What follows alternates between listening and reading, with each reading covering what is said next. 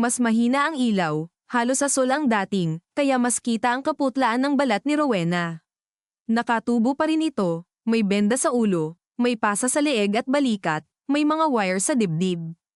Pero gumalaw nga ang mga daliri nito. Kaunti lang, halos wala. Lumapit si Elisa, mabagal, parang takot na baka umatras ang sandali kapag masyadong binilisan. Rowena, hindi siya sigurado kung anong dapat na tono ng boses. Bilang doktor ba? Bilang hipag? Bilang kaaway? Bilang taong maaaring kailanganin ng sagot? Rowena, kung naririnig mo ko, pisilin mo ang daliri ko. Marahan niyang ipinasok ang daliri sa palad nito. Ilang segundo, walang tugon. Tapos, napakagaan, napakahina, may bahagyang higpit. Napapikit si Elisa, hindi dahil sa saya, kundi dahil biglang naging totoo ang susunod na responsibilidad. Good, bulong niya. Kung naiintindihan mo ko, huwag mong pilitin. Kumurap ka kung kaya, dahan-daang gumalaw ang talukap ni Rowena. Sa siwang ng mga mata, nakita ni Elisa ang pamilyar na maitim na iris, malabo pa, nalilito, umahan mula sa gamot at sakit na parang galing sa ilalim ng ilog. Nasaan, halos hangin lang ang lumabas sa bibig nito sa paligid ng tubo. Huwag kang magsalita, napatingin si Rowena sa kanya. At naroon agad ang pagkilala. Sa kabila ng delirium, sa kabila ng mga gamot, naroon ang lumang kasaysayan sa pagitan nila. Kumirat ang mukha nito, hindi malinaw kung dahil sa sakit o emosyon. Nasa labas si Emil. Dahan-daang umiling si Rowena. Napakaliit na galaw, pero buo ang ibig sabihin. Huwag, o ayoko, o hindi pa, may lalaking lumapit sa'yo. Tanong ni Elisa, yumuyuko ng kaunti para marinig. Hindi ito agad sumagot, tumingin ito sa kisame, pagkatapos bumalik ang tingin sa kanya. Sa gilid ng mata nito, may namuong luha na hindi makadaloy dahil sa posisyon ng ulo. Iniangat ni Elisa ang tisyo at marahang pinunasan. Habang ginagawa iyon, biglang naalala niya ang isang gabing nasa kusina sila ni Rowena, bago pa lumala ang lahat. Kasal na si Emil noon, bagong panganak sa panganay nilang anak, brownout sa buong barangay kaya kandila lang ang ilaw. Nagluluto si Rowena ng lugaw para sa nanay nila. Alam mo, sabi nito habang hinihiwa ang luya, ang hirap kapag lahat kayo sa pamilya sanay magkunwaring okay. Walang umaamin na pagod, walang aamin na takot. Hanggang sa biglang may sisibog. Tinawanan lang niya noon, pagod galing duty, hindi nakinig ng buo. Ngayon, sa Aiko, naririnig niya ulit ang parehong babala sa ibang anyo. Kumaibat ang labi ni Rowena. Pinilit nito ang isang salita. Altar. Kumunat ang noo ni Elisa. Ano? Muli, mas mariin kahit mahina. Sa altar. Nanlamig ang likod niya. Ang lumang bahay sa Bulacan ay may maliit na altar sa sala, panang santo, tuyong sampagita, lumang novena booklet, at isang frame ng kasal ng mga magulang nila. Hindi iyon ginalaw halos kailanman dahil paniwala ng nanay nila, malas ang manggialam sa altar kapag may sakit sa pamilya. May tinago roon. Tanong niya. Kumurap si Rowena. Isang beses. Oo, sino ang humabol sa'yo? Tanong niya agad, pero nakita niya ang paghihirap sa noo nito. Hindi makabuo ng salita, nanginginig ang kamay. May alarm na biglang nagbago ang tunog sa monitor. Lumapit ang Aiko nurse. Dok, enough muna. Tumataas ang pressure. Hindi gumalaw si Elisa. Hindi pa pwede. Hindi pa sapat. Rowena, isang tanong na lang. Tumingin sa kanya ang babae, pagod na pagod, ngunit gising na gising ang takot. Si Emil ba? Ang tanong ay parang kutsilyong siya mismo ang humawak sa talem. Napakabagal na gumalaw ang mga mata ni Rowena. Tumingin ito sa pinto. Sa labas noon, anino ni Emil. Tapos bumalik ang tingin sa kanya.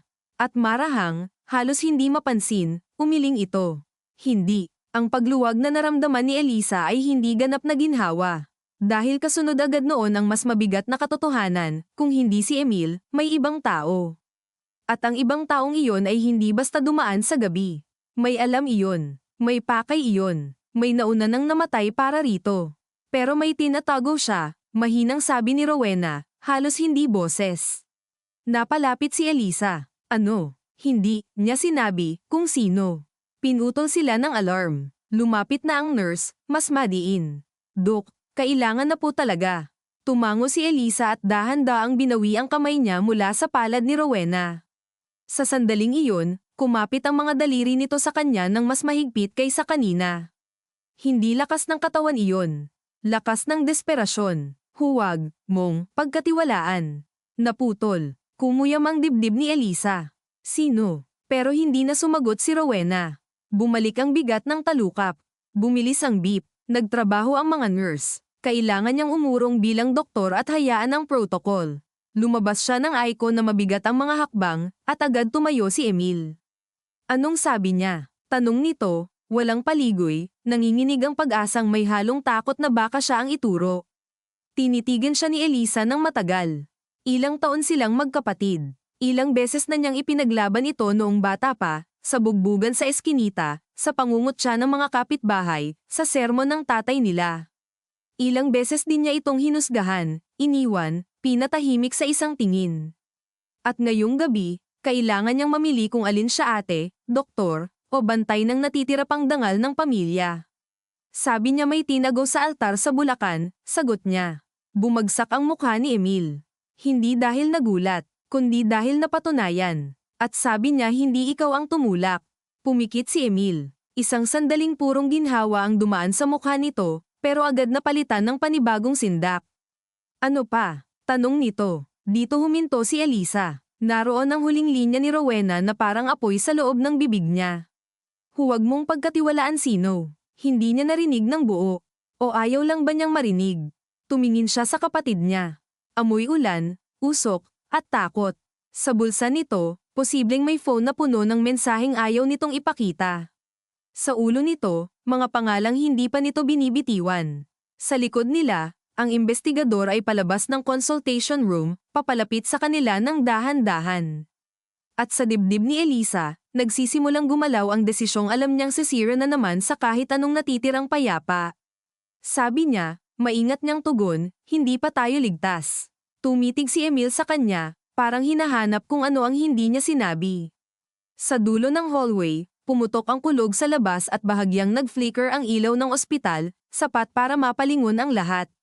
Sa munting kadilimang iyon bago bumalik ang liwanag, naisip ni Elisa ang lumang altar sa Bulacan, ang mga imahe ng santong tahimik na nakatingin sa mga lihim ng pamilya nila sa loob ng maraming taon, at naisip niyang may mga bahay talagang marunong magtago ng kasalanan ng mas matagal kaysa sa mga taong nakatira sa loob nito. Nang bumalik ang ilaw, nakatayo na sa harap nila si Benitez. Mukhang may kailangan tayong hanapin sa Bulacan, sabi nito, diretso ang tingin kay Elisa, pagkatapos kay Emil. At doon niya naramdaman, sa pinakailalim ng pagod at guilt at profesional na kontrol, na hindi na niya kayang bantayan ang lahat ng panig ng sabay. Kailangan na niyang pumili kung ano ang ililigtas. At anumang piliin niya, may isa na namang mababasag. At anumang piliin niya, may isa na namang mababasag. Humigpit ang hawak ni Elisa sa envelope hanggang sa maramdaman niyang tumitiklop na ang gilid ng curtain sa ilalim ng mga daliri niya. Hindi siya sumagot agad kay Benitez. Sa halip, tumingin muna siya kay Emil, matagal, halos walang kurap, na parang sa loob ng mukha ng kapatid niya ay may nakasulat na sagot na matagal na niyang hindi binabasa. Si Emil ang unang umiwas. Doon pa lang, may bahagi ng gumalaw sa dibdib ni Elisa, hindi eksaktong pagtitiwala, hindi rin ganap na duda, kundi iyong pagkapagod na dumarating kapag ang taong pinakamalapit sa iyo ay sabay mong gustong iligtas at isuko. Hindi kayo basta makakapunta roon ng walang maayos na koordinasyon, sabi ni Benitez, mas mababa ang boses ngayong wala na ang pagkamagaspang ng formal na pagtatanong. Kung may totoong dokumento doon at may nag-aabang din, pwedeng maunahan tayo. Hindi namin kayo pinipigilan, sagot ni Elisa, ramdam niya ang pagka-dry ng lalamunan niya. Pero may nanay kaming nasa bahay. Hindi ko alam kung anong alam niya, anong hindi niya alam, at kung gaano siya kahanda. May choice pa ba tayo? Singit ni Emil, mapait ang tono. Kung maghihintay pa tayo ng bukas, baka may mauna na naman. Sumulyap si Benitez sa ICU door, pagkatapos sa nurses station kung saan may dalawang intern na abala sa charting, saka ibinalik ang tingin kay Elisa. Dok, kayo ang mas makakabase sa kapatid nyo. Sa tingin nyo ba kaya nyong dalhin ta nang hindi siya tatakbo o magtatago ng ebidensya? Hindi sumagot si Elisa. Hindi dahil wala siyang sagot, kundi dahil ang sagot ay oo at hindi nang sabay. Kaya ni Emil magsinungaling kapag gipit. Kaya rin itong magsakripisyo para sa pamilya sa paraang halos tanga, halos mapanira. Bata pa lang sila, ganoon na ito. Kapag may natapon na mantika sa kusina at galit na galit ang tatay nila, si Emil ang unang aamin kahit hindi siya ang may kasalanan. Kapag may nawawalang perang pambili ng bigas at nagtatanong ang nanay nila, siya ang kusang magpapagalitan para tumigil na ang tensyon. Noon, akala ni Elisa kahinaan iyon. Ngayon, naiisip niyang may mga taong natututong magsinungaling hindi para makinabang kundi para mapigil ang mas malaking pagsabog. Problema lang, sa katagalan, hindi mo na alam kung aling kasinungalingan ng panangga at alin ang sarili ng pagkasira. Sasama ako, sabi niya sa wakas. Pero mauuna akong magbilin sa Aiko at tatawag ako sa isa pang konsultant. Hindi pwedeng basta ako mawala ng walang turnover. Sasama rin kami, sabi ni Benitez. Hindi ko pwedeng iwan ta. Hindi ka sasama sa loob kung may sasabihin si mama na hindi para sa inyo, putol agad ni Emil. Tumigas ang panga. Hindi ito simpleng search warrant problem. Bahay namin yun. Kung may ebidensya ng crime tama na, sabi ni Elisa, mas mahinahon kaysa nararamdaman niya. Mag-aaway tayo rito, may pasyente sa Aiko, at kung may mga taong sumusunod talaga sa papeles na ta, baka iniisip na nilang nag-uusap na tayo ngayon. Tumahimik silang tatlo. Hindi mahirap isipin iyon. Sa hospital driveway pa lang, posibleng may nakaparadang motorsiklo. Sa tapat ng tindahan ng lugaw, may lalaking kunwari nagyoyosi. Sa poste sa labas, may mata ng CCTV na hindi nila sigurado kung gumagana o palamuti lang. Lungsod ito. Laging may nakatingin. Laging may nakikinig. Naglakad si Elisa pabalik sa nurses station para magbilin. Habang nagsusulat siya ng mabilisang orders sa chart ng isa pang pasyente at nagbibigay ng instructions sa resident, gumagalaw ang kamay niya sa nakasanayang bilis ngunit hindi sumusunod ang isip sa iisang direksyon. Ang isip niya ay nasa Bulacan na, sa lumang bahay na may kupas na berdeng bintana at sahig na kahoy na maingay kahit marahang tapakan. Nasa sala na may altar sa sulok at mesa na laging may crocheted na mantle na gawa ng lola nila. Nasa kisame na may bahagyang singaw ng ulan. Nasa aparador na may amoy ng camphor ball at lumang papel. At sa gitna ng lahat, nandoon ang tanong na ayaw pa niyang hawakan ng buo, gaano karaming bahagi ng ama nila ang hindi nila talaga nakilala. Nang matapos siya, sumilip muna siya ulit sa Aiko. Tulog na naman si Rowena, sedated, ang Mackay mas map atlas sa ilalim ng asol na ilaw. Tumigil si Elisa sa salamin. 1 segundo lang. Sapat para maramdaman ang bigat ng utang na hindi pera. Hindi niya alam kung bakit iyon ang salitang pumasok sa isip niya, pero naroon ito, malinaw. Utang. Utang na loob kay Rowena dahil ito ang humawak sa maraming bagay sa pamilya nang wala siya. Utang na galit dahil ito rin ang nagdala ng marami sa mga lihim pabalik sa ibabaw. Utang na hiya dahil sa 2 taon nilang hindi pag-uusap, ang una nilang totoong pagkakaintindihan ay sa pagitan ng ventilator at monitor. Bumalik ka, bulong niya, hindi niya alam kung para kay Rowena, sa sarili niya, o sa kung anong natitira sa posibilidad ng pag-ayos. Paglabas niya, naghihintay na sina Emil at Benitez. May kasama ng isang batang pulis na magmamaneho ng sasakyan ng istasyon. Ayokong magpakalat, sabi ni Benitez habang naglalakad sila sa exit. Walang unipormeng convoy, isang kotse lang. Pero kailangan ko ng kahit isang tao sa tabi ko. Hindi ako sasakay sa likod na parang sospek, sabi ni Emil.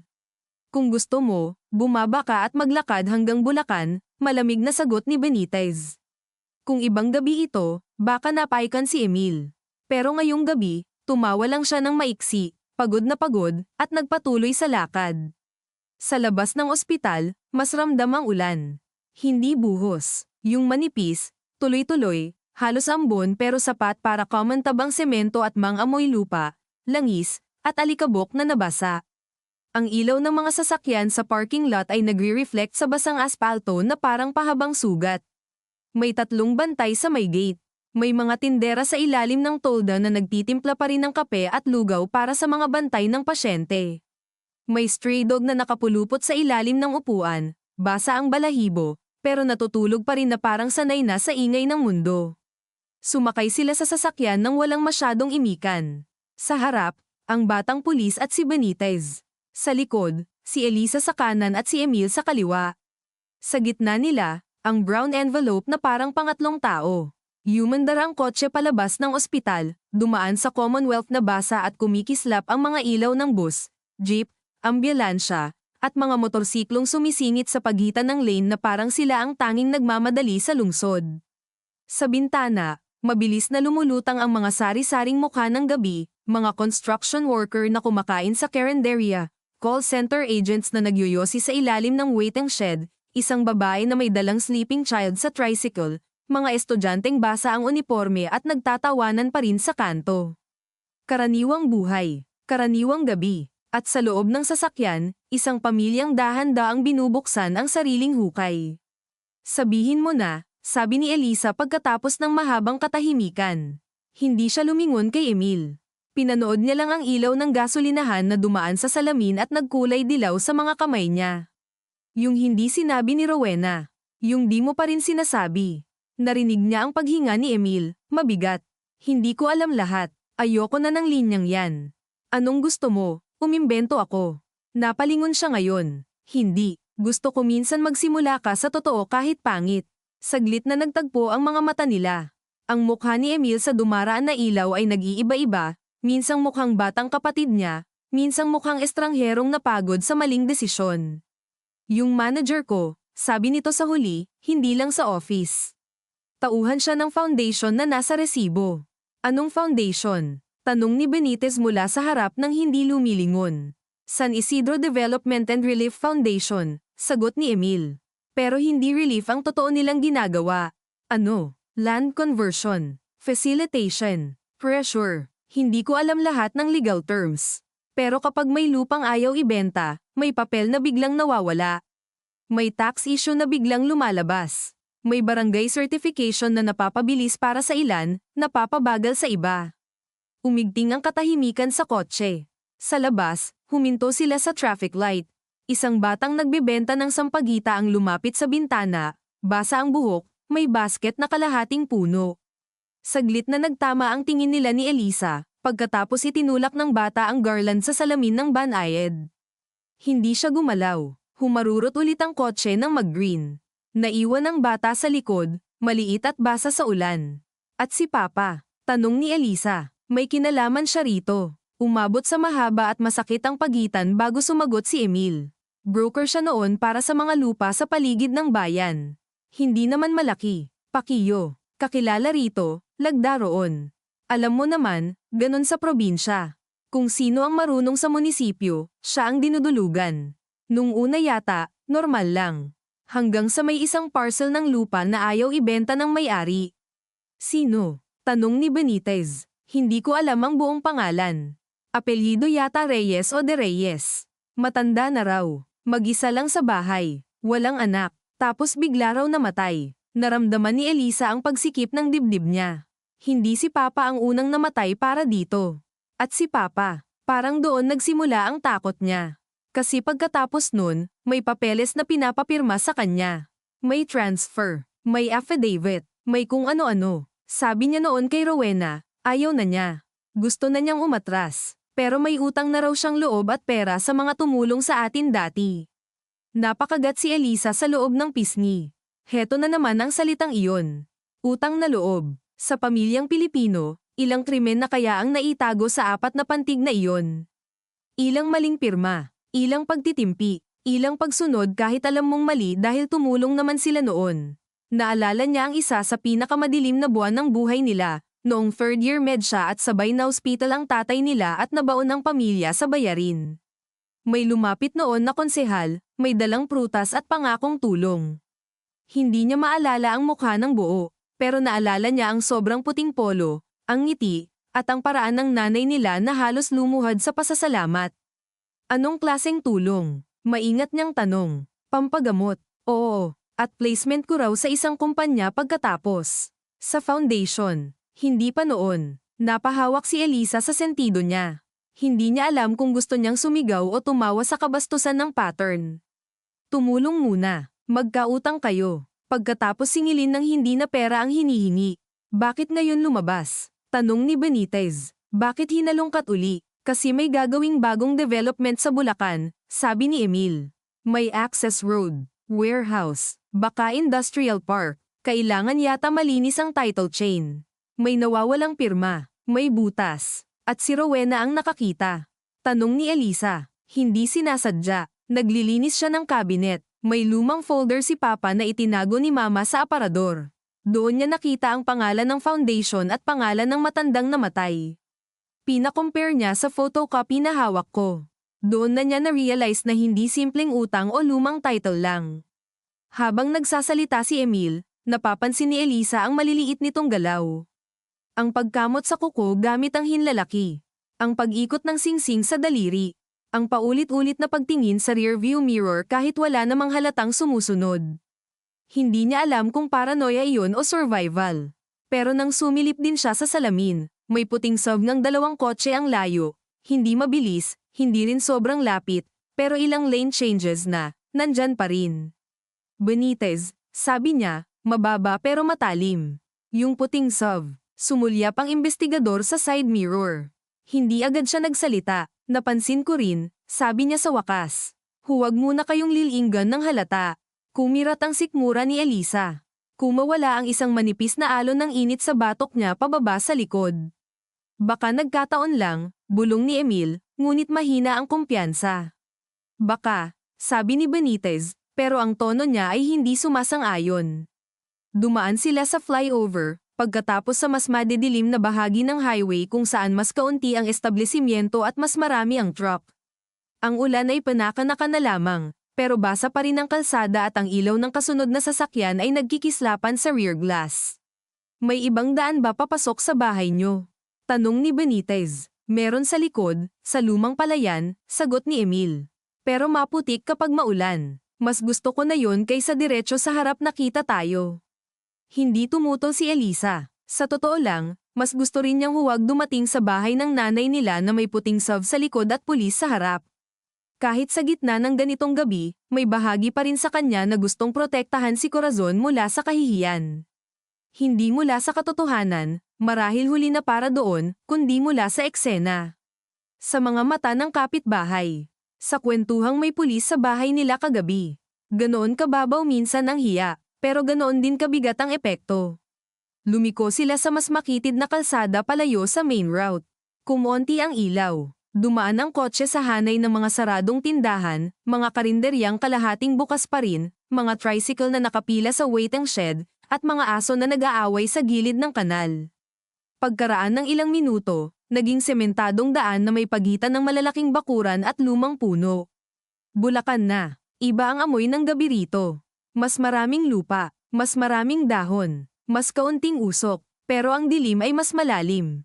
At sa ganoong dilim, mas madaling maniwalang may nakatingin mula sa likod ng mga bakod. Dito sa kaliwa, sabi ni Emil. Tapos diretso, may eskanitang papuntang likod. Pumasok sila sa mas makitid na daan. Kumuskas ang mga damo sa gilid ng sasakyan. Umaalog ang gulong sa putik. Walang nagsalita, ang tanging tunog ay makina. Ulan na tumitipa sa bubong, at ang minsang pag-swish ng wiper. Sa dulo ng daan, umangat ang lumang bahay nila mula sa dilim, una bilang anino, pagkatapos bilang pamilyar na hugis.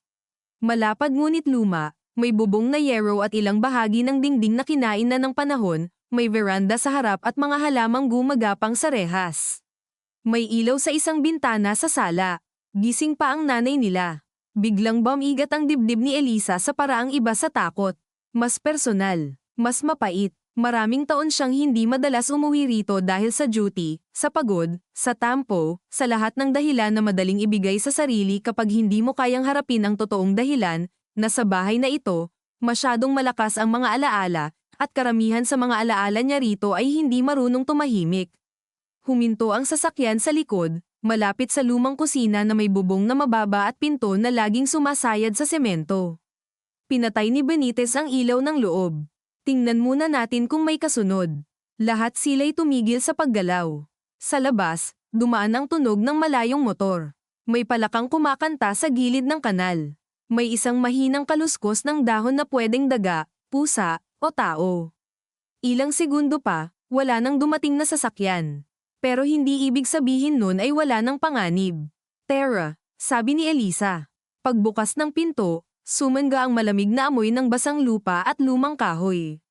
Umapak siya sa putik, bahagyang lumubog ang sapatos. Sa tabi niya, hawak ni Emil ang flashlight ng pulis pero hindi pa binubuksan. Dahan-dahan silang naglakad sa likod bahay, sa pagitan ng punong mangga at sirang kulungan ng manok, paakyat sa 3 baitang na hagdan ng kusina. Nang itulak niya ang pinto, umingiti yon sa pamilyar na tunog na parabang ang bahay mismo ay napapabuntong hininga. Sa loob, madilim maliban sa mahinang ilaw mula sa sala. Amoy mantika, laurel, lumang usok, at kahoy na matagal nang binabasa tuwing tag-ulan. Mula sa sala, narinig niya ang boses ng nanay nila, mahina pero gising na gising. Emil, tumigil si Elisa. Sumikip ang lalamunan niya. Ilang buwan na mula nang huli silang mag-usap ng hindi puro obligasyon at paalala sa maintenance medicine ang paksa. Mama, sagot niya bago pa si Emil makasagot. Sa katahimikang sumunod, narinig niya ang pagbagsak ng isang bagay na magaan sa sahig sa sala, marahil rosaryo o salamin sa mata. Pagdating niya sa pintuan, nakatayo roon si Corazon sa harap ng altar, nakadestor lang, puti na ang buhok sa may sentido, may suot na lumang salamin na nakababa sa ilong. Sa ilaw ng maliit na bombilya sa tapat ng mga santo, mas mukhang payat ito kaysa naaalala ni Elisa. Pero ang mata, pareho pa rin. Matalas kapag kailangang makakita ng katotohanang ayaw sabihin ng mga anak. Bumaba ang tingin ni Corazon sa envelope sa kamay niya. Pagkatapos, dahan-dahan, napakabagal, umangat ulit ang mga mata nito sa kanya. Binuksan niyo na, tanong nito. At bago pa makasagot si Elisa, alam na niyang ang pinakamabigat na bahagi ng gabi ay hindi ang humabol sa kalsada, hindi ang Aiko, hindi kahit ang pulis sa likod nila. Kundi ang katotohanang naghihintay na pala sa bahay, gising, at matagal nang handang magsalita. Kundi ang katotohanang naghihintay na pala sa bahay, gising, at matagal nang handang magsalita. Walang sumagot agad. Sa sala, ang maliit na altar ay parang hiwalay na mundo mula sa natitirang bahagi ng bahay. May imahe ng Santo Niño na kupas na ang pula ng kapa. May Birheng Maria na may bitak ang gilid ng base. May 2 kandilang kalahating tunaw na, isang platitong may tuyong petals ng sampagita, at sa likod ng lahat, ang framed wedding photo ng mga magulang nila na bahagyang kinain na ng moisture sa sulok. Ang ilaw na nakakabit sa itaas ng altar ay dilaw at mahina, pero sapat para makita ni Elisa ang mukha ng ina nila. Hindi gulat ang naroon, hindi rin inosenteng pagtataka, kundi pagod na paghahanda ng taong matagal nang nakikinig sa yabag ng sariling kapahamakan at ngayong nasa pinto na ito, wala nang lakas para magkunwari. Mama, sabi ni Emil, halos bata ang tunog ng boses, anong ibig mong sabihin? Hindi sumagot si Corazon sa anak na lalaki. Ang tingin nito ay nanatili kay Elisa, na parabang alam ng matandang babae na sa 3 nilang magkakaharap, ito ang pinakamatagal umiwas sa totoong tanong. Dahan-daang inabot ni Corazon ang salamin sa mata at inalis iyon. Pinunasan niya ang lente sa laylayan ng duster niya, isang luma at napakapamilyar na galaw, at sa simpleng ritual na iyon ay biglang nagbalik sa dibdib ni Elisa ang maraming gabing dito siya umuuwi galing eskwela, amoy pawis, ballpen ink, at usok ng kalsada, tapos makikita ang nanay niya sa parehong sala, pareho pa ring maingat ang galaw kahit kapos sa tulog, kahit wala nang may hain kundi sardines at kanin. Noon, akala niya tibay lang ang tawag doon. Ngayon, naiisip niyang maaaring pagtatago rin. Isara mo ang pinto, sabi ni Corazon. At patayin niyo ang ilaw sa kusina. Hindi kumilos si Benitez agad. Sanay siyang huwag basta sumunod sa utos ng sino mang hindi niya sakop, pero may kung anong nasa tono ng matanda na hindi lamang takot kundi praktikal na kaalaman. Si Emil ang tumalikod at gumawa ng sinabi. Pagbalik niya, mas madilim ang bahay, at mas kapansin-pansin ang mga tunog sa labas patak ng ulan mula sa dulo ng bubong, mahinang ugong ng malayong highway, kaluskos ng mga dahon ng mangga sa likod, at ang paminsan-minsang tahol ng aso sa kabilang bakod. May sumusunod ba sa inyo? Tanong ni Corazon. Baka, sagot ni Benitez. Polis po ako, ma'am. Senior Investigator Benitez. Kailangan po naming malaman kung may itinago rito na may kinalaman sa nangyari kay Rowena at sa posibleng fraudulent land transfer. Bahagyang umangat ang kilay ni Corazon sa salitang polis, pero hindi siya nagpanik. Huli ka na ng ilang taon, ay ho, sabi nito. Pero maupo ka kung ayaw mong nakatayo sa harap ng kasalanan ng iba. Halos hindi makahinga si Elisa. Hindi dahil sa drama ng linya, kundi dahil sa paraan ng pagkakasabi nito walang arte, walang pagaspas, parang simpleng pagsabi lang na malamig ang kape o nabasa ang sampayan. Doon niya unang naramdaman na maaaring mali ang lahat ng akala niyang balanse ng kapangyarihan sa pamilya nila. Matagal niyang inisip na ang tatay ang may alam, si Emil ang may tinatago, si Rowena ang nakasilip, at siya ang huling pinagsasabihan. Pero narito ngayon ang nanay nila, tahimik, payat, walang medalya ng pagiging martir na isinasabit sa sarili, at tila siya pala ang matagal nang humahawak sa pinakadelikadong hibla. Umupo si Corazon sa lumang sofa. Umingit ang springs sa ilalim ng gun ng katawan niya. Hindi na siya kasing lakas ng dati. Kita iyon sa paraan niyang iniunat muna ang kamay sa gilid bago ganap na maupo, sa bahagyang pag-alalay sa sariling balakang, sa paghinga na mas mabagal at mas maingat. Ngunit nang magsalita siya, matatag pa rin ang tinig. Yung nasa altar, hindi ako ang nagtago. Napatingin si Elisa sa mga santo. Si Papa, tanong niya. Oo, pero ako ang hindi nagpaalis. Tumingin si Corazon sa framed wedding photo sa likod ng kandila.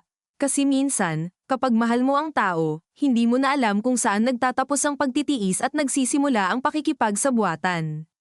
Walang nagsalita. Sa gilid, narinig ni Elisa ang marahang pagdalaw ni Benitez habang kumukuha ito ng maliit na notebook sa bulsa, pero hindi muna siya nagsulat. Naghintay siya. Ganoon marahil ang tamang gawin kapag ang isang bahay ay magbubukas ng bibig sa unang pagkakataon. Noong una, sabi ni Corazon, maliit lang. May lumapit kay Papa na pamilya sa kabilang baryo. May titulo raw na hindi maayos, may kailangang asikasuhin sa munisipyo. Marunong si Papa nyo sa mga tao roon. Hindi mataas ang posisyon, pero kilala. Marunong makisama, marunong magsalita ng hindi nakaka-offend. Sa probinsya, malaking bagay yun. Hindi kailangan ng sobrang talino, kailangan marunong kang tumimpla ng hiya at pabor. Napababa ang tingin ni Elisa. Alam niyang totoo iyon. Lahat sa bahay na ito ay itinayo sa ganoong sistema ng pakiusap, pakikisama, at utang na loob. Maski pag-aaral niya sa medisina, hindi naman malinis na scholarship at sipag lang. May mga pinsan na nag-abono. May paring nagrekomenda. May konsehal na tumulong sa ospital ni Papa. May kapitbahay na nagpahiram ng pamasahe. Wala sa kanila ang ganap na utang-free. Nang magkasakit ka noong college ka, tuloy ni Corazon, hindi siya tinitingnan pero si Elisa ang malinaw na kausap, at nang sumunod, na-stroke ang lolo mo sa kabilang bayan, sabay-sabay tayo nalunod. Hindi na kaya ng sweldo ni Papa sa munisipyo. Doon pumasok yung mga taong marunong tumulong ng may tali. Humigpit ang panga ni Elisa. Sino sila? Tanong ni Benitez. Noon, hindi pa foundation ang tawag. Grupo lang sa likod ng isang konsehal. Pagkatapos naging mas malinis sa papel. Relief, Development, Cooperative. Iba-ibang pangalan. Pare-parehong mukha. Sino ang konsehal? Tanong ni Benitez. Tumingin si Corazon sa kanya. Noon, hindi na siya simpleng konsehal.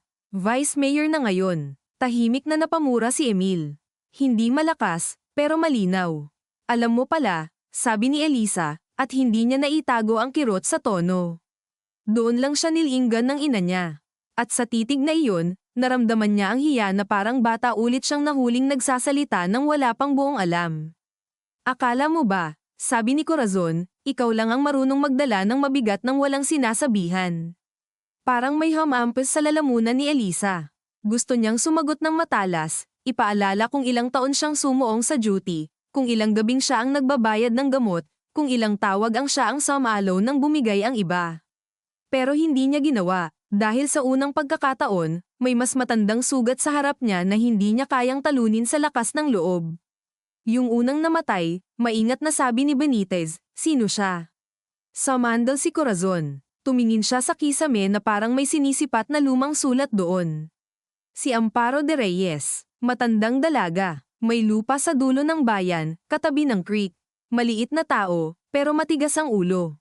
Hindi ibebenta kasi sabi niya alaala ng magulang niya. Ilang beses pinuntahan. Una, pakiusap. Sunod, pangako. Sunod, pananakot na may utang daw sa buwis. Hindi pumirma. Isang umaga natagpuan na lang sa bahay, nahulog daw sa hagdan. Daw, ulit ni Benitez. May pasa sa braso, sabi ni Corazon. At umiyak si Papa ng gabing iyon kahit hindi niya pa inamin sa Kin ang lahat. Tumahimik muli ang sala. Sa labas, may motor na dumaan, mabagal. Lahat sila'y napalingon sa bintana. Damahikit sandali ang liwanag sa kurtina, pagkatapos dumulas palayo. Hindi gumalaw si Benitez, pero nakita ni Elisa na napunta na ang kamay nito sa may bewang, malapit sa service weapon. Patuloy po, sabi nito. Tumango si Corazon. Pagkatapos noon, gusto nang umatras ng papa nyo. Pero huli na. May mga papeles na may pirma niya. May mga affidavit na siya ang witness. Hindi lang siya simpleng nag-asikaso.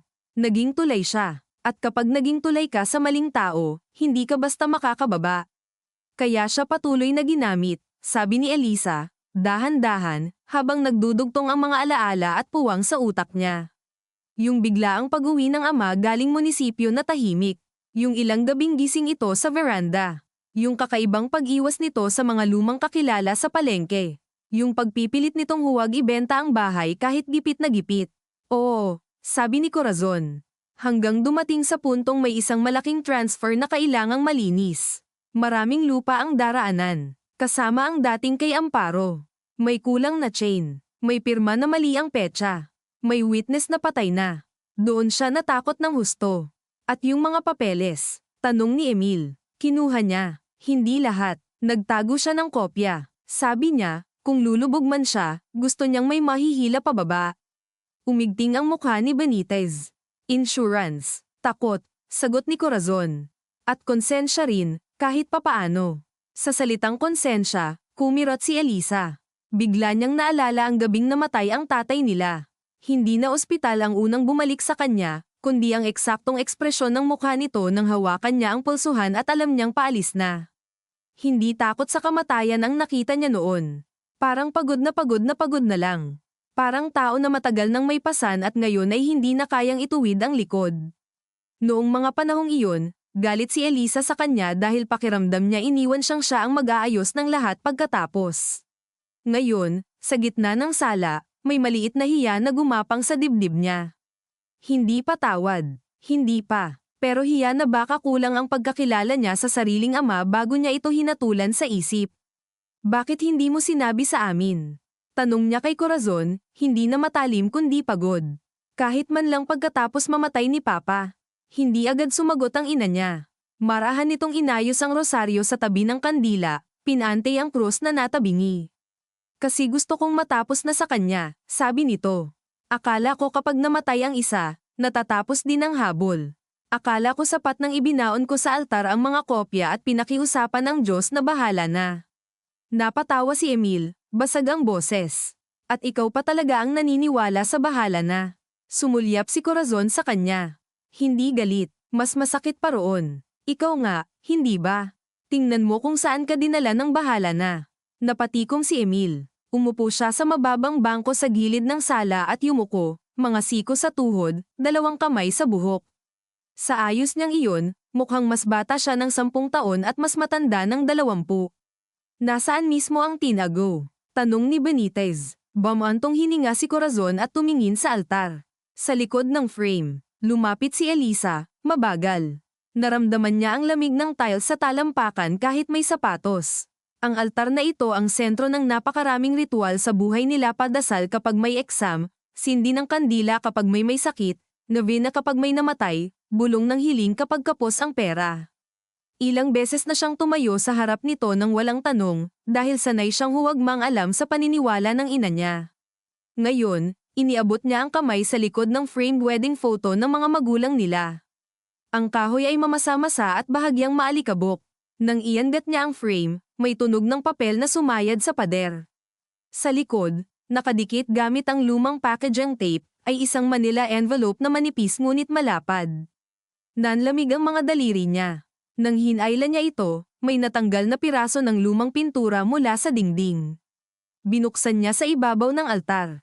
Sa loob ay mga photocopy ng titles, handwritten notes na tila kay Papa nga, 2 resibo ng donation sa foundation, at isang maliit na cassette tape na nakalabel sa asul na ballpen, kung may mangyari. Walang gumalaw ng ilang segundo. Parang pati ang mga santo sa altar ay nakatingin. May cassette player pa ba dito? Tanong ni Benitez. Meron sa kwarto, sabi ni Corazon. Luma, baka gumana pa. Bago pa sila makakilos, may malakas na kalabog sa likod bahay. Sabay-sabay silang napalingon. Sumunod agad ang tahol ng aso mula sa kabilang bakod, mas galit na ngayon, at may isa pang tunog parang sapatos na dumulas sa basang lupa. Nakatayo na agad si Benitez, baril sa kamay, nakataas ang isang daliri na hudyat ng katahimikan. Tumayo rin ang batang pulis na kanina lang halos hindi nagsasalita, namumutla ngunit alerto. Tumibok ng malakas ang puso ni Elisa. Hindi tulad sa na alam niya ang protocol. Dito, bawat tunog ay hulaan. Bawat anino, banta, patayin ang ilaw, bulong ni Benitez. Mabilis na pinisil ni Emil ang switch ng sala lamp maliban sa altar light na siyang tanging naiwan, kaya lalong naging kakaiba ang silid mukhang kapilyang pinasok ng takot. Sa likod kayo, sabi ni Benitez. Huwag lalapit sa bintana. Gusto ni Elisa humila sa ina niya, pero si Corazon mismo ang unang tumayo at umatras sa gilid ng sala. Walang histeria, walang iyak. Doon muling naisip ni Elisa na maraming anyo ang tapang ng mga Pilipinang ina, at ang isa sa pinakadelikado ay iyong tahimik dahil sanay na sa delubyo. May mahinang ilaw na dumaan sa siwang ng kurtina. Flashlight, hindi na sila nagkakailangang magtinginan. May tao sa labas, pinto sa likod, bulong ni Benitez kay Emil. May kahoy na bara pero hindi matibay. Bintana, may rehas. Napahawak si Elisa sa Manila envelope at kaset. Mabigat bigla ang mga simpleng bagay. Ang bigat ng patunay ay hindi nasusukat sa laki nito. Minsan isang tape lang, isang kopya, isang pirma. Ang tanong ay hindi gaano ito kabigat sa kamay kundi gaano karaming buhay ang kaya nitong ibagsak. Muling may narinig silang hakbang. Mas malinaw ngayon. 2, 3, hindi sigurado. Tapos may boses sa labas, mahina pero sapat para marinig sa buong sala. Alam naming gising kayo. Naramdaman ni Elisa ang pagkapit ni Corazon sa pulso niya. Mahigpit pa rin ang kapit ng matanda. Ibigay niyo ang tape, sabi ng boses, at walang masasaktan. Sa dilim, narinig niya ang hininga ni Emil na nagbago.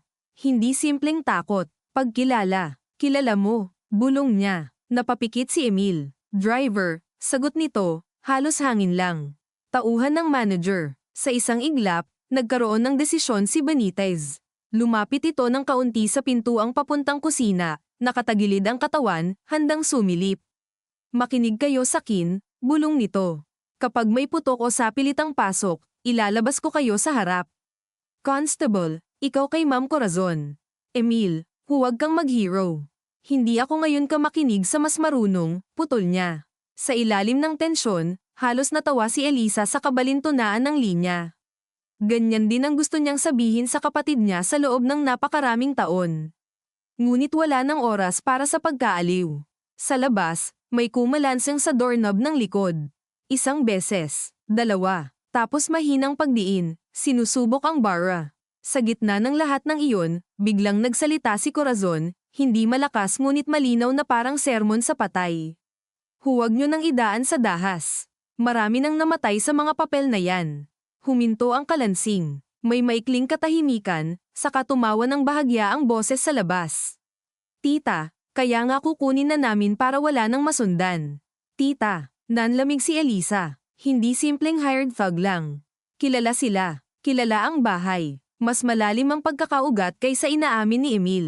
Sino ka? Sigaw ni Emil, hindi napigilan. Ikaw ba yang si Arnel? Walang sagot. Sa halip, may tunog ng paa na umurong. Aalis na sila, bulong ng batang pulis. Hindi agad sumagot si Benitez. At tama nga siya. Mula sa harap ng bahay, biglang may malakas na hampas sa gate, sunod-sunod, at kasunod noon ay pag-uga ng rehas sa veranda. 2 direksyon. Nanigas si Elisa. Hindi na ito simpleng pananakot. Coordinated. Sa harap sila lalapit, sabi ni Benitez. Move. Gumalaw ang lahat ng sabay ngunit mabagal sa pandinig niya, na para bang humahaba ang bawat segundo.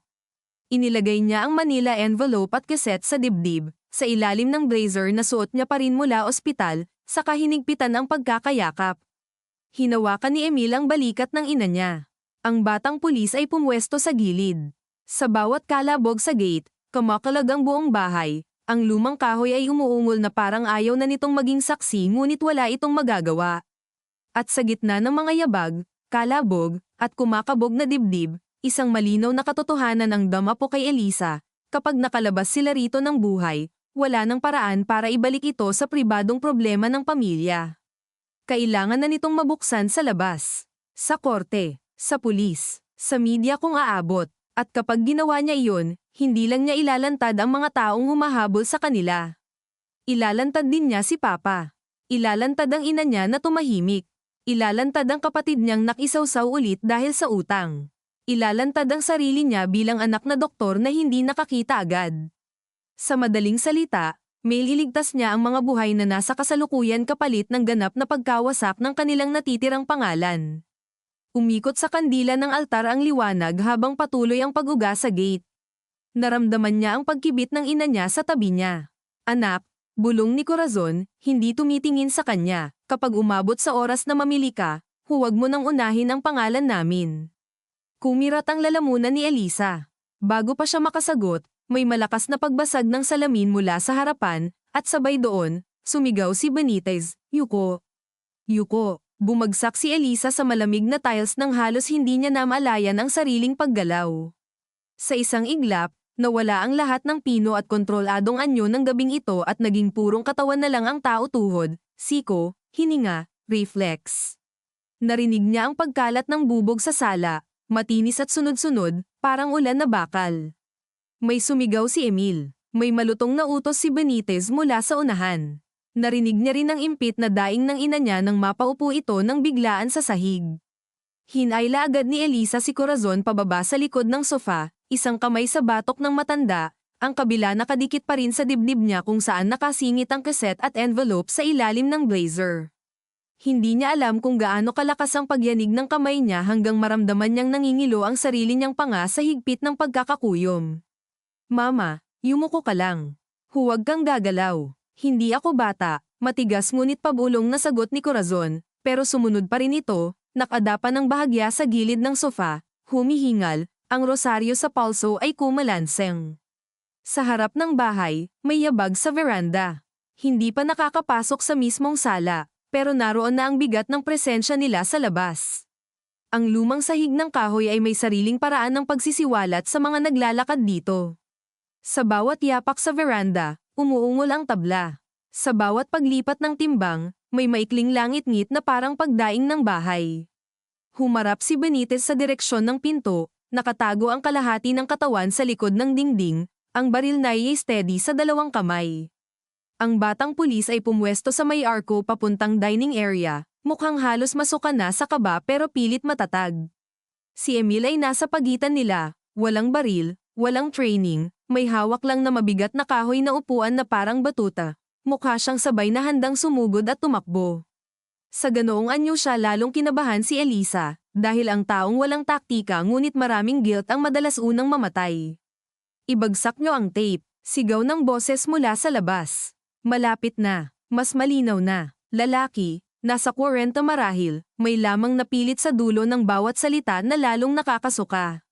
"Walang kailangang mabaril dito, polis," sigaw ni Benitez. Lumayo sa pinto at ihiga ang sarili sa sahig.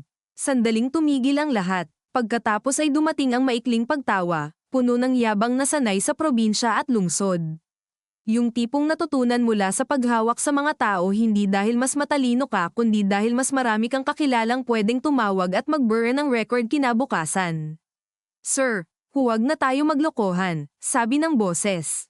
"Alam naming dalawa lang kayo." Hindi nakahinga si Elisa sa loob ng isang tibok ng puso. Sinong nagbilang? Kailan sila nabilang? Sa isip niya, mabilis na naglaro ang mga posibilidad. Ospital pa lang, highway, baryo, kung gaano kahaba ang isang gabi kapag may nagmamasid sa'yo at hindi mo alam. "Tatlo kami," sigaw ng batang pulis, at kahit sa gitna ng takot, gusto siyang pigilan ni Elisa sa sobrang inosente ng sagot. "Ay, mas mabuti pala," sagot ng lalaki sa labas. "Mas maraming sasaksi." Kasunod noon ang malakas na pagsipa sa pintuan sa harap. Umuga ang buong sala, may alikabok na nahulog mula sa kisame. Mula sa tabi niya, naramdaman ni Elisa ang bahagyang panginginig ng katawan ng ina niya. Hindi iyak, hindi hysteria. Yung panginginig ng buto ng matandang taong matagal nang walang luho kundi katahimikan, at ngayoy hinahabol pa rin ang katahimikan kahit sa loob ng sariling bahay. Elisa, bulong ni Corazon. Yung tape, nasa akin. Kapag kailangan walang kapag kailangan. Makinig ka. Humarap si Corazon sa kanya sa dilim. Kahit mahina ang ilaw ng altar, kita niya ang lalim ng mga guhit sa mukha nito, ang manipis na pawis sa itaas ng labi, at higit sa lahat ang uri ng desisyong hindi na pwedeng umurong. Kapag papipiliin ka sa pagitan ng buhay at ebidensya, huwag ka nang magpakabayani. Gusto niyang sabihin sa ina na matagal na siyang hindi bayani. Doktor lang na natutong manatiling gising habang may namamatay. Anak lang na natutong umalis kapag masyado nang masikip ang hapag. Kapatid lang na magaling magbigay ng tamang payo sa maling oras. Pero hindi niya nasabi, dahil sa harap nila ay may isa na namang pagsipa sa pinto at kasunod nito ang basag na tunog ng kandadong bomb ibigay. Backdoor, sigaw ni Benitez. Move now. Sabay-sabay silang gumalaw. Hinayla ni Elisa si Corazon patawid sa dining area, patungo sa kusina. Ang sahig dito'y mas malamig, mas magaspang, at may amoy ng pinatuyong isda, toyo, at lumang usok na kumapit na sa kahoy at semento matapos ang ilang dekadang pagluluto. Sa dingding, may mga nakasabit pang lumang sandok at kawali. Sa isang hook, nakabitin ang apron ng nanay nila na may kupas na print ng mangga. Sa sobrang normal ng mga bagay na iyon, lalong naging bangungot ang biglang pagsiklab ng karahasan sa loob ng bahay. Pagdating nila sa likod na pinto, binuksan iyon ni Emil at sumalubong ang malakas-lakas na ambon at amoy ng putik. Madilim sa likod bahay, pero mas mabuti ang dilim kaysa makulong. Labas kayo, sabi ng batang pulis. Aalalayan ko si ma'am. Hindi, mabilis na sagot ni Elisa. Kasama ko si mama. Go, putol ni Benitez mula sa sala, at kasunod noon ay isang putok. Umalingaw-ngaw iyon sa buong bahay, mas malakas kaysa anumang narinig ni Elisa sa ospital, dahil sa ospital ang putok ay laging metapora pagbagsak ng pressure, pagputok ng ugat, pagbasag ng monitor tone. Dito, totoong pulbura, totoong tingga, totoong pasyang hindi na mababawi. Napasigaw si Corazon. Napatigil si Emil sa may pinto. Benitez, umalis kayo. Sigaw pabalik. May isa pang putok. Mas malapit yata. O mas handa lang ang pandinig niya ngayon. Lumabas sila sa likod bahay na halos madulas sa putik. Hawak ni Elisa ang braso ng ina niya, ramdam niya ang nipis nito sa ilalim ng duster. Sa kaliwa, ang punong mangga ay umiindayog ng kaunti sa hangin. Sa kanan, ang luma at sirang kulungan ng manok ay nakasubsob sa damo. Sa mas malayo, ang bakod na hollow block ng kapitbahay ay may lumot at tumutulong ulan. Sa likod ng kamalig, sabi ni Emil, humihingal habang inuunahan sila. May daan papuntang likod ng palayan. Ayokong tumakbo sa putik na parang magnanakaw sa sarili kong bakuran, sabi ni Corazon, halos nagagalit sa sariling paghingal. Kahit sa oras na iyon, muntik matawa si Elisa sa tigas ng ina niya. Mama, mamaya ka na magalit, sabi niya. Pagdating nila sa likod ng kamalig, mas malalim ang dilim. Nariyan pa rin ang amoy ng palay kahit hindi na iyon aktibong ginagamit halo ng tuyong aipa, lumang sako, kalawang, at alikabok na binasa ng tag-ulan. May lumang kariton sa gilid, nakatagilid ang isang gulong. Dito sila bahagyang sumilong habang tinatansya ang susunod na galaw. Sa bahay, may naririnig pa ring sigawan. Hindi malinaw ang salita, pero malinaw ang tensyon. Nasaan ang bata? Tanong ni Elisa. Sinong bata? Yung pulis. Nasa loob pa. Naramdaman niya ang paninikip ng dibdib. At si Benitez. Hindi ko alam. Biglang sumabog si Emil, pagkatapos agad nagsisi sa lakas ng boses niya. Hindi ko alam, okay. Hindi ko alam kung ilan sila, hindi ko alam kung gaano sila kalapit, hindi ko alam kung paano taayusin. Napaatras si Corazon ng bahagya sa tono, hindi dahil natakot, kundi parang nasaktan sa simpleng pagkakadinig na ang anak niya ay wakas ding umamin na wala siyang kontrol. Sa ilalim ng galit ni Emil, narinig ni Elisa ang purong sindak. At sa sindak na iyon, bumukas ang isang lumang pinto sa isip na si Emil noong 12 anyos, naligaw sa palengke sa Cubao, pilit nagpapakatapang habang umiiyak sa gilid ng fish section at naghahanap sa kanya dahil siya ang panganay, siya ang marunong, siya ang laging may sagot. Ang problema, isip ni Elisa, hindi siya laging may sagot. Hindi noon, hindi ngayon. Makinig ka sa akin, sabi niya, mas mabagal ang boses kaysa tibok ng puso niya. Hindi na natin kailangang ayusin lahat ngayong minuto. Kailangan lang natin mabuhay at mailabas yung tape. At si Mama. Kasama si Mama. At si Rowena. Ang pangalan nito ay parang kutsilyong muling pumasok sa gabing ito. Si Rowena sa Aiko. Si Rowena na nagsabing huwag pagkatiwalaan ng kung sino man na hindi niya narinig ng buo. Si Rowena na posibleng hindi paligtas kahit nasa ospital na.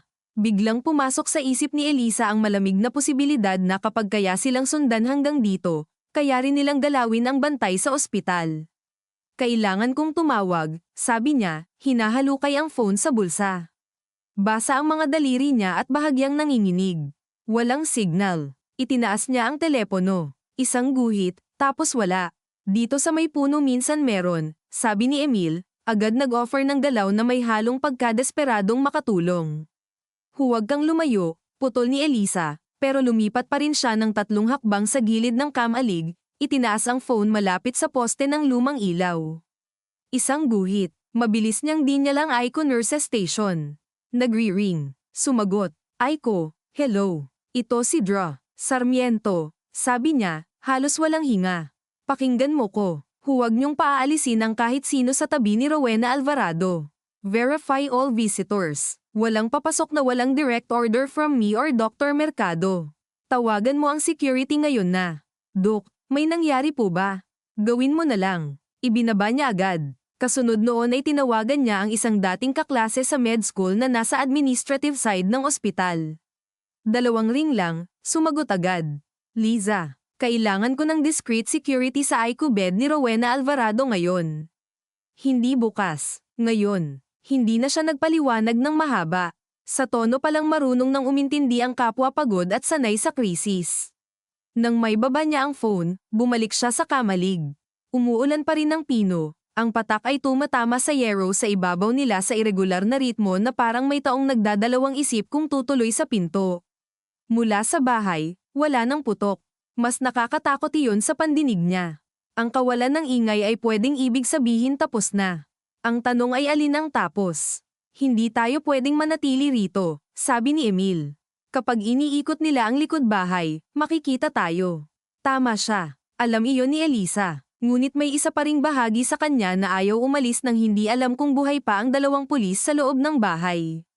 May isa pang daan, sabi ni Corazon, at kapwa sila napalingon. Sa ilalim ng silong sa lumang bodega, may trapdoor papunta sa drainage path. Ginawa pa yan noong binabaha rito. Hanggang likod ng palayan ang labas. Bakit ngayon mo lang sinabi? Sanggal ni Emil, pero mahina na, wala nang sustansya ng totoong galit. Dahil hindi kayo marunong makinig hanggat hindi may bumabaril. Sa kabila ng lahat, muling kumirat ang tiyan ni Elisa sa halos absurd na katumpakan ng ina niya. Ganoon nga ang pamilya nila. Ganoon nga ang maraming pamilya. Habang kaya pang takpan ng hiya at pagod at araw-araw na gawain, hindi nagsasalita. Kapag may putok na, saka maghahalongkat ng lagusan. Nasaan? Tanong ni Elisa. Tinuro ni Corazon ang gilid ng kamalig, sa likod ng nakasandal na mga lumang yero at sako. Lumuhad si Emil at nagsimulang humila. Kumapit ang putik sa tsinelas niya. Umangat ang amoy ng nabubulok na sako at lumang tubig. Sa ikatlong hila, lumitaw ang kahoy na takip sa lupa, halos kapantay ng paligid at natatakpan ng damo at dumi. Diyos ko, bulong ni Emil. Totoo pala ta. Hindi lahat ng lumang kwento imbento, sabi ni Corazon. Habang binubuksan ni Emil ang trapdoor, nakadikit ang likod ni Elisa sa malamig na pader ng kamalig, hawak pa rin ang dibdib kung saan nakasingit ang ebidensya. Sa puntong iyon, malinaw na sa kanya ang hugis ng susunod na yugto ng lahat. Hindi na lang ito tungkol sa pagkuha ng katotohanan. Tungkol na ito sa kung paano ito ilalabas nang hindi lubusang pinapatay ang mga taong mahal mo. Ngunit marahil, naisip niya, iyon na nga ang kasinungalingang pinakamahigpit niyang kinakapitan. Dahil baka wala talagang paraan. Baka ang katotohanan ay hindi susi kundi pandurog. Baka ang tape na yakap-yakap niya ngayon ay hindi magpapalaya sa kanila kundi magtutulak sa lahat palabas ng huling natitirang takip. Bukas na, sabi ni Emil. Umalis ang takip at bumungad ang mababang butas, amoy estero at malamig na lupa, may makitid na hagdang semento pababa sa madilim na tunnel. Mauna kayo, sabi ni Elisa kay Corazon. Hindi, sagot ng matanda. Ikaw ang may dala. Mama ikaw. Napapikit si Elisa ng saglit. Hindi ito oras para sa pagtatalo. Inayos niya ang kaset at envelope sa loob ng blazer, saka yumuko at sumilip sa butas. Madilim ngunit may mahinang hangin, ibig sabihin may labasan nga. Susunod si Mama, tapos ikaw, sabi niya kay Emil. At kung makarinig tayo nang hindi niya natapos. Mula sa bahay, biglang may sumigaw ng malakas, boses ni Benitez, sugatan ngunit buhay. Sarmiento, dalhin mo yan sa prosecutor. Huwag kang babalik. Kasunod noon ang dalawa pang putok, mabilis, at ang malupit na katahimikan pagkaraan. Nanigas si Elisa. Sa loob ng isang segundo, lahat ng hibla sa katawan niya ay sumigaw pabalik sa bahay. Doktor siya. Hindi siya iniwan para tumakas. Hindi siya sinanay para magkubli habang may duguan. Ngunit kasabay niyon ay naroon ang bigat sa dibdib niya, ang bilin ng ina niya, ang icon ni Rowena, ang katotohanan ng mismong pulis na nasa loob ang nag-utos na umalis siya. Ang desisyon ay dumating hindi bilang tapang kundi bilang pagkapunit. Baba, sabi niya, paos, at siya ang unang pumasok sa lagusan, dala ang ebidensya at ang unang malinaw na hakbang patungo sa puntong hindi na sila makakabalik sa dati. Baba, sabi niya, paos, at siya ang unang pumasok sa lagusan, dala ang ebidensya at ang unang malinaw na hakbang patungo sa puntong hindi na sila makakabalik sa dati. Masikip ang daan, sapat lang para sa isang taong nakayuko. Amoy lumang tubig, lumot, lupa, at kalawang ang hangin, yung amoy ng mga bagay na ginawa para sa praktikal na pangangailangan tapos kinalimutan ng ilang taon hanggang sa biglang maging mahalaga ulit sa isang gabi ng habulan. Dumulas ang palad ni Elisa sa mamasamasang pader habang dahan-dahan siyang bumababa sa hagdang semento. Sa likod niya, narinig niya ang maingat na yapak ng ina niya, tapos ang mahinang mura ni Emil nang bahagya itong madulas sa ikatlong baitang. Mula sa itaas, may tunog ng trapdoor na muling isinara. Lalong dumilim. Sa harap lang may bahagyang guhit ng kulay abo, marahil galing sa butas ng labasan sa dulo. Hindi siya natatakot sa dilim mismo. Sanay siya sa mga ospital na alas 3 ng umaga ang liwanag ay hindi talaga liwanag kundi pagod na fluorescence at anino ng mga taong hindi pa makauwi. Ang kinakatakot niya ay ang mga tunog na naiiwan sa dilim kapag ang tao ay maraming iniwang hindi nasabi. Putok, sigaw ni Benitez, huling bilin. Sa bawat hakbang pababa, tila mas bumibigat sa dibdib niya ang kaset at envelope. Hindi papel ang bigat, kasama roon ang mukha ng ama niya, ang mata ng ina niya, ang pagkakakurap ni Rowena sa Aiko, at ang boses ng pulis na piniling manatili sa bahay para makaalis sila. Dahan-dahan lang, bulong niya sa likod nang maramdaman niyang humihingal si Corazon. Kaya ko pa, agad na sagot ng ina niya, ngunit may bitak na ang boses, hindi dahil sa kahinaan ng loob kundi sa pagod ng katawan. Lumingon si Elisa kahit halos wala siyang makita. Iniabot niya ang isang kamay paakyat at nahawakan ng pulsuhan ng ina niya, manipis pero mainit. Mama, hawakan mo lang ako. Sa simpleng pangungusap na iyon, may biglang bumalik sa kanya na alaala ng pagkabata. Bagyong malakas, brown out, siya ang natatakot sa kulog pero nagpapanggap na hindi. Ang nanay niyang parehong boses ang gamit noon, hawakan mo lang ako, habang inaalalayan siyang tumawid sa sala na tinubuan ng maliliit na tulo ng ulan mula sa bubong. Noon, pakiramdam niya ang mga matatanda ang laging may kakayahang magsabi ng mga pangungusap na may bisa. Ngayon, siya na ang may parehong tungkulin, at hindi niya sigurado kung kaya pa rin niya itong tuparin. Nagpatuloy sila sa makitid na tunnel ng halos walang imikan. Sa ilang bahagi, mas mababa ang kisame at kailangang yumuko ng mas malalim. Sa iba, may naipong malamig na tubig hanggang bukong-bukong. Kumapit ang leleyan ng pantalon ni Elisa sa balat niya. Ang bawat dampi ng tubig ay nagpapaalala na may mga bagay talagang hindi nawawala kahit tinakpan mo ng semento at taon.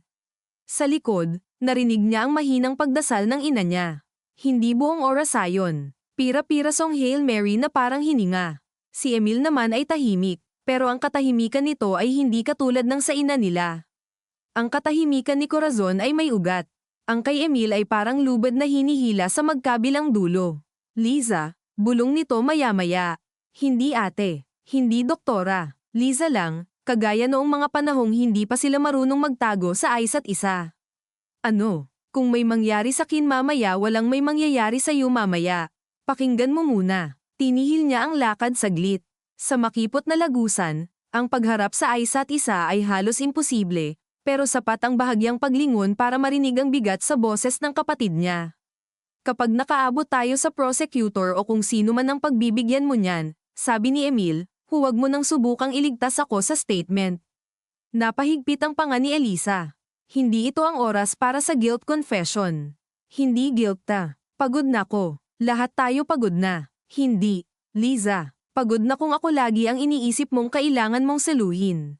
Napatigil siya ng tuluyan. Hindi dahil totoo agad ang sinabi nito, kundi dahil masyadong malapit sa totoo. Mula pa noon, may parte sa relasyon nilang dalawa na nakasandig sa tahimik na paniwalang kapag sumabit si Emil, siya ang hihila. Kapag may away sa school, siya ang kakausap sa advisor. Kapag may utang sa boarding house, siya ang mag-aabono. Kapag may tampo kay mama, siya ang magpapaliwanag. Hindi man niya palaging ginagawa, ngunit palagi niyang iniisip na siya dapat. Ang problema, sa katagalan, nagiging ugali ng pamilya ang umasa sa hindi naman humihingi ng ganitong trabaho. At kapag napagod ang inaasahan, nagmumukhang malamig. Hindi kita sinasalba, sabi niya, mas matigas kaysa balak niya. Sinusubukan kong hindi ka tuluyang mapatay ng mga mali mo. Pareho lang yun minsan. Hindi siya agad nakasagot, hindi dahil tama si Emil ng buo, kundi dahil may bahagi roon na alam niyang dala rin niya sa sarili. Ilang pasyente na ang pinahaba niya ang laban kahit halatang hindi na para sa kanila kundi para sa pamilyang hindi pa handang bumitaw. Ilang desisyon na ang pinangalanan niyang pag-asa kahit ang totoo ay takot lang niyang magmukhang sumuko. Sa dulo ng lagusan, may bahagyang mas maliwanag na puwang. Labas na, sabi niya, at nagpatuloy. Umakyat sila sa mabababang baitang na yari sa lumang hollow blocks hanggang sa lumitaw ang labasan sa likod ng palayan, natatakpan ng makakapal na damo at isang lumang yarrow. Nang itulak iyon ni Elisa, sumangga ang malamig na hangin ng madaling araw. Hindi pa sumisikat ang araw, pero humuhupa na ang pinakaitim na bahagi ng gabi. Ang langit ay kulay abong may bahagyang asul sa malayo.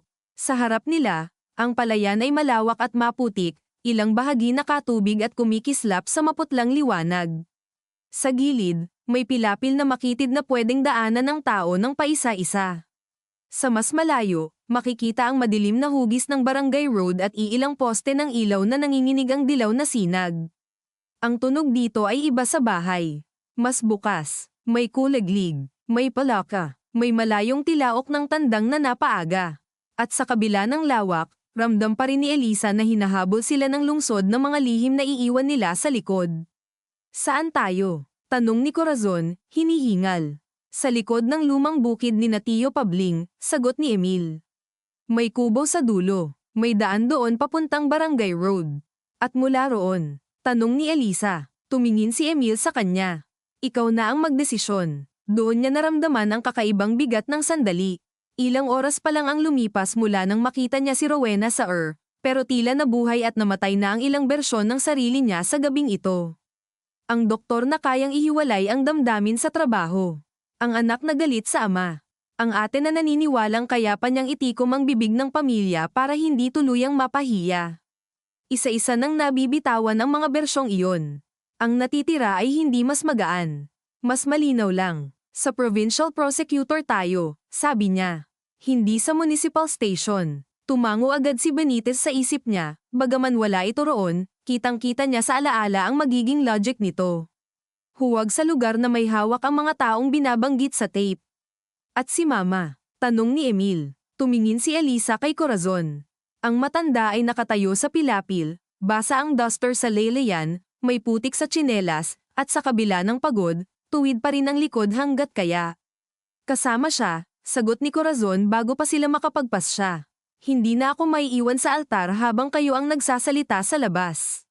Kung lalabas ang baho, isama na niyo ang pinakamatagal na nakaamoy. Sa ilalim ng ibang sitwasyon, baka tumutol si Elisa para sa health, sa pagod, sa edad. Ngunit alam niyang wala na ring saysay ang piliting ihiwalay ang ina nila. Masyado na itong nasa gitna. Masyado nang matagal na nasa gitna. Habang naglalakad sila sa makitid na pilapil, paisa-isa, hawak ni Elisa ang siko ng ina niya at si Emil ay nauuna para sumilip sa daan, nagsimulang pamatak sa isip niya ang susunod na praktikal na pangangailangan. Kailangan nilang marinig ang tape bago ito isumite. Kailangan niyang malaman kung ano ang laman bago niya iharap sa opisina ng gobyerno. Hindi para baguhin ang katotohanan, kundi para handa siyang buhusan ito. May kubo sabi mo? Tanong niya. Oo, yung pangtago ng gamit sa anihan dati. May kuryente. Wala. May radyo. Lumang player. Baka wala na. Nag-isip siya ng mabilis. Phone ko. May cassette port ang phone mo. Wala. Pero baka napahinto siya. Siyempre wala. Natawa siya nang walang saya sa sarili.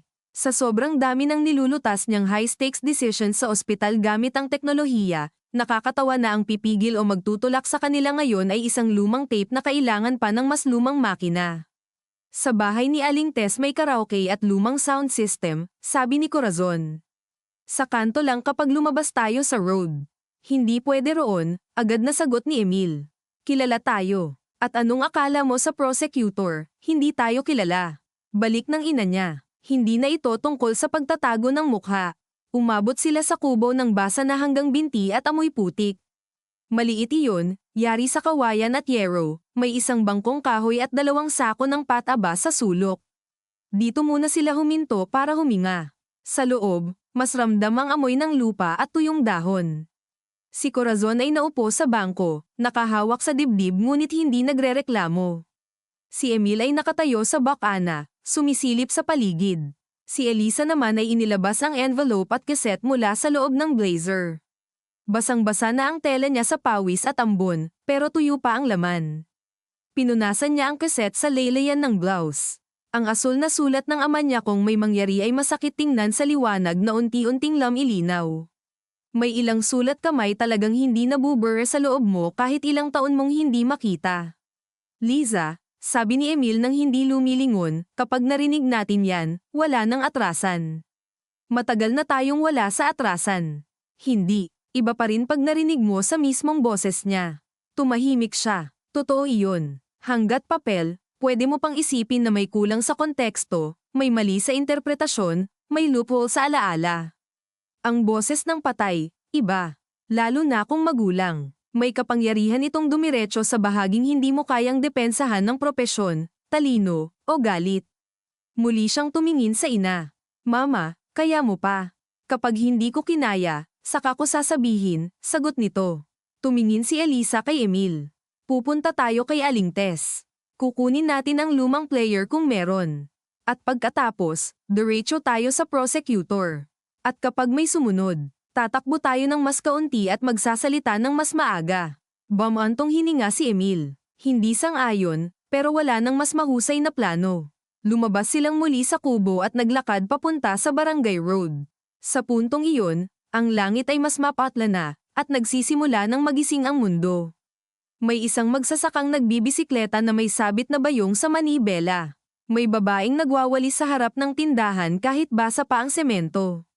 May 2 aso na naghabulan sa tabi ng kanal. Ang normalidad ng umaga ay nakakainsulto minsan.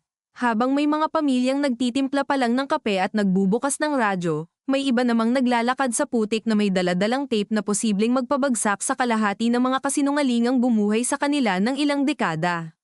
Nang makarating sila sa bahay ni Aling Tess, ang matandang kapitbahay ay nasa bakuran, nagsisindi ng uling para sa lutuan.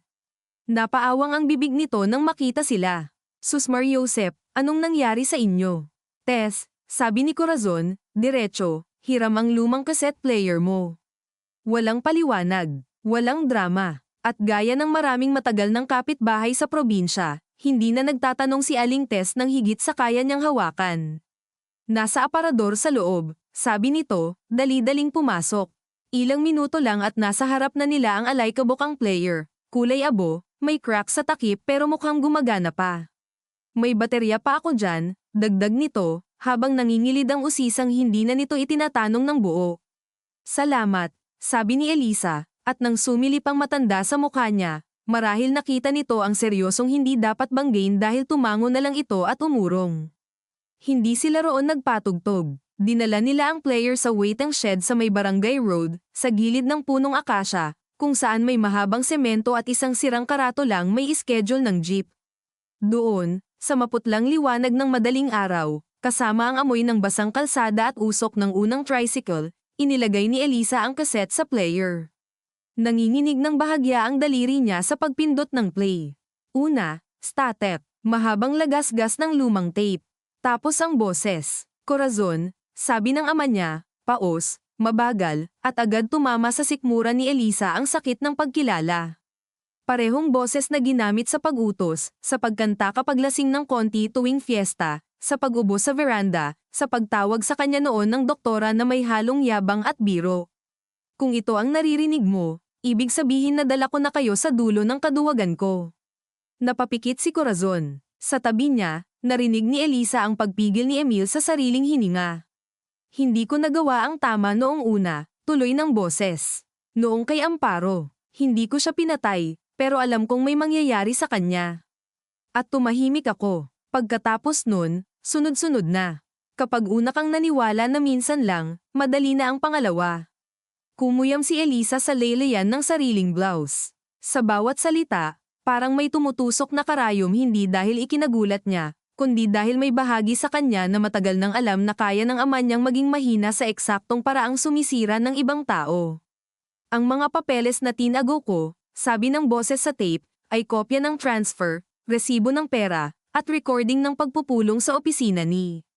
Nagstatak ng malakas. Kumaibat si Emil. Hinampas ng bahagya ang gilid ng player.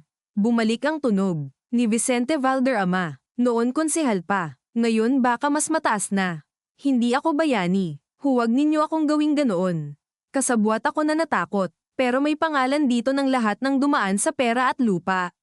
Kung may natira pa kayong hiya sa akin, huwag nyo nang itago ang totoo para lang malinis ang apelyido natin. Wala nang kalinisan yan. Parang may malamig na bagay na tumawid sa gulugod ni Elisa. Sa gilid, napayuko si Corazon. Walang luha agad. Walang malakas na hikbi. Yung uri ng sakit na dumarating sa matagal ng pagod ay hindi pasabog. Pagguho ito ng tahimik. At si Elisa, sabi ng boses, at doon tuluyang tumigil ang mundo sa kanya. Alam kong galit ka sa akin kapag narinig mo ito. Dapat lang. Pero huwag mong akuin ang gabi ng pagkamatay ko. Ikaw ang tama noon. Pagod na ang katawan ko. Huwag mong gawing parusa sa sarili mo ang hindi mo kasalanan. Marami akong kasalanan. Huwag mong nakawin sa akin ang pagmamayari ko roon. Napabuka ang bibig ni Elisa ngunit walang lumabas na salita. Biglang nabasa ang paningin niya. Hindi dahil pinatawad siya. Hindi dahil gaman agad. Kundi dahil sa loob ng maraming taon, may isang lihim na bato siyang dal ang gabing tinawagan siya habang nasa ospital, ang gabing hindi niya agad nasagot, ang gabing siya ang nagsabi sa pamilya na hindi na dapat dalhin pa sa Aiko ang ama nila dahil wala ng saysay. Maraming beses na niyang pinutol-putol sa isip ang gabing iyon at sa bawat bersyon, may puwang na siya ang kontrabida. Ngayon, mula mismo sa tape, may yumukong anino mula sa nakaraan at nagsabing hindi lahat ay kanya. Hindi nito inalis ang sakit, pero inilipat nito ang hugis. At minsan, sapat na iyon para mabiyak ang isang matagal ng maling paniniwala. Si Emil, tuloy ng boses, kapag nadamay ka rito, huwag kang magsinungaling para sa akin. Sapat na ang isang duwag sa pamilya. Napahagulgol si Emil. Mabilis, marahas, parang hindi niya na rin inaasahan sa sarili. Umupo siya sa semento ng waiting shed at tinakpan ang mukha. Hindi siya mukhang lalaking naghahanap ng awa. Mukha siyang batang huling-huli ng sarili niyang ama kahit patay na ito. Hindi na nagpatuloy ang tape ng matagal. May ilang static, may putol-putol na bilin tungkol sa folder at sa isang pangalan ng accountant na dapat hanapin sa records, tapos unti-unting pumangit ang tunog at nag-click hanggang sa dulo.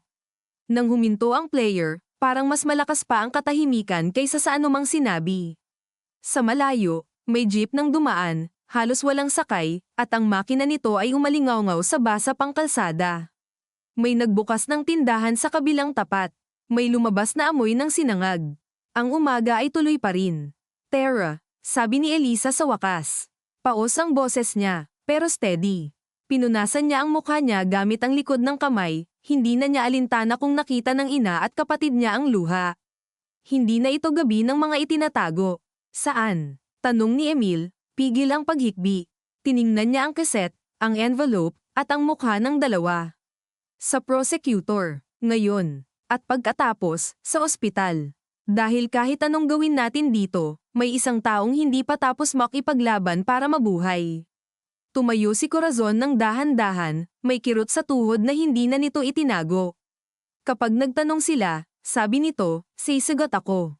Kapag nagtanong sila, sagot ni Elisa, "Sisagot tayong lahat." Hindi iyon pangakong magliligtas sa kanila. Hindi rin iyon panibagong ilusyon ng pagkakaisa. Sa katunayan, ramdam niya ng malinaw na kapag nailabas na nila ang lahat, may mga relasyon na hindi na makakabalik. Si Emil ay maaaring makasuhan pa rin. Ang pangalan ng ama nila ay hindi na muling maibabalot sa disenteng alaala lang. Ang ina niya ay hindi na simpleng biktima ng mga nangyari kundi magiging taong piniling manahimik. At siya, sa sandaling pirmahan niya ang statement at ibigay ang tape, ay hindi na makakapagkunwaring kaya pang paghiwa-hiwalayan ang pagiging doktor, anak, at saksi. Ngunit sa unang pagkakataon mula nang magsimula ang gabing ito, ang desisyong haharapin niya ay hindi nakabatay sa hiya. Nakabatay ito sa kung ano na lang ang pwedeng hindi na ipamana sa susunod.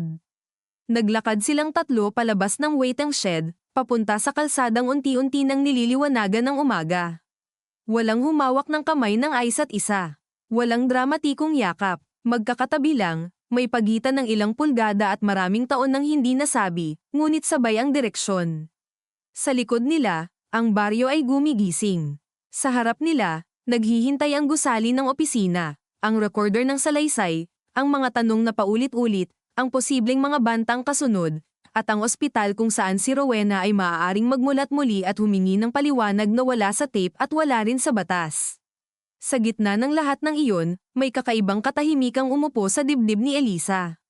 Hindi kapayapaan. Hindi pa. Marahil hindi na darating iyon sa bersyong malinis. Ngunit hindi na rin ito ang dating bigat ng maling pagkakasala. Habang sumasakay sila sa unang tricycle na nakita ni Emil sa kanto, habang pinipihit ng driver ang susi at sumusungaw ang maingay na makina, tumingin si Elisa sa liwanag ng umagang sumisilip sa ibabaw ng palayan at naisip niya na may mga pamilyang hindi inililigtas ng katotohanan. Binibiyak sila nito, pero sa bitak na iyon, minsan lang pumapasok ang hangin. At kung may matitira man pagkatapos ng lahat ng lalabas ngayong araw, hindi iyon magiging malinis. Pero baka, sa wakas, totoo.